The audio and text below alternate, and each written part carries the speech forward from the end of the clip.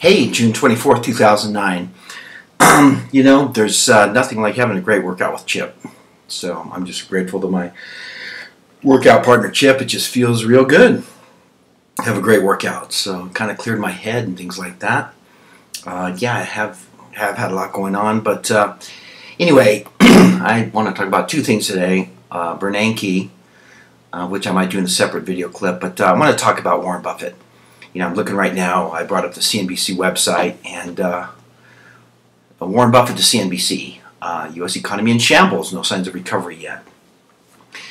I find that interesting, because almost everybody here in the United States and a lot of people around the world have heard of Warren Buffett. And in fact, I noticed that a Chinese hedge fund manager bid $2 million to have lunch with Warren Buffett. Interesting. And so, when a heavyweight guy like Buffett, who has been with Berkshire Hathaway there for 30-odd years or so, when he says that, people should listen. I listen, and he seems like a very likable guy and in the know on a lot of things. But I'll just have to cut to the chase and be direct. He probably leaves out, or he might leave out, it's somewhat extrapolation on my part, but leave out the second coming of Jesus Christ or the spiritual side of this. And believe me, I have plenty of people say, Brent, you're pretty good on the financial stuff or real good on it. Just leave out the whole religion thing. And, I won't be able to do that because it's so relevant to this time in history. And I think even with Warren Buffett, it's relevant. So it's really not, magic or I don't know the exact word for it, but the deal is that if you leave out that spiritual side, no matter what religion or what you believe in, or even if, atheists or agnostic, but if you leave out that intuition, that spiritual side, and just focus on the financial aspect, balance sheet, PE ratios, interest rates, all that, you're missing a big piece of what's happening with the U.S. and the worldwide economy. And to me, it goes back so many times to the U.S. Constitution, because the U.S. Constitution, when the founding fathers set up the United States of America, they called it the Great Experiment, and Lafayette and that Frenchman came over, visited America, and he said that famous quote, if America ever ceases to be good, it will cease to be great. And so, sure, it's a judgment call as America ceased to be good, and I think in many ways it has ceased to be good. Everybody has their own thought process on that, and it's very complicated, and there's a myriad of labels, etc., etc., etc. But I think America has ceased to be good, and so Judgment Day is not some cataclysmic, harebrained, ridiculous religious idea. It's just knowing the true principles from study, intuition, feeling, your conscious, or your consciousness, your conscience. And then, thinking, are we congruent with true principles or not?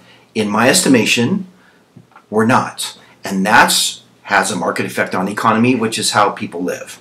So Buffett saying the economy's in shambles, and people think, oh gosh, the Dow hasn't crashed. Well, when you throw trillions and trillions at this thing, and it just kind of kept it up on stilts for a little while longer, I think to a lot of financial people, not everybody, because a lot of financial people, it's pretty obvious that it's just being propped up. It's pushing back the inevitable. And I think there's a haunting feeling with a lot of people, whether they're money managers or corporate people, or they lost their job, or they're looking at the balance sheet, or they're looking at revenue streams, profits, etc. There's a haunting feeling that it's not getting fixed. And it isn't getting fixed.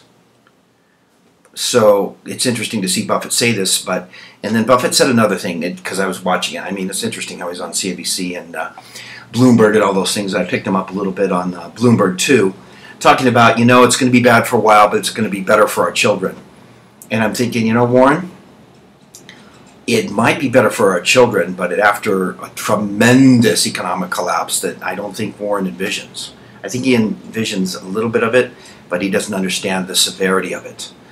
And I'm not saying that to be arrogant, I'm just saying that because I think, from my viewpoint, he's leaving out this whatever you want to call it, esoteric, spiritual, religious side to this whole macroeconomic environment.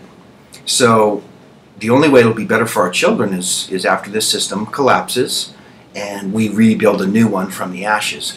And to me, it's inevitable. It is inevitable. It's not just a man of truth. It's to a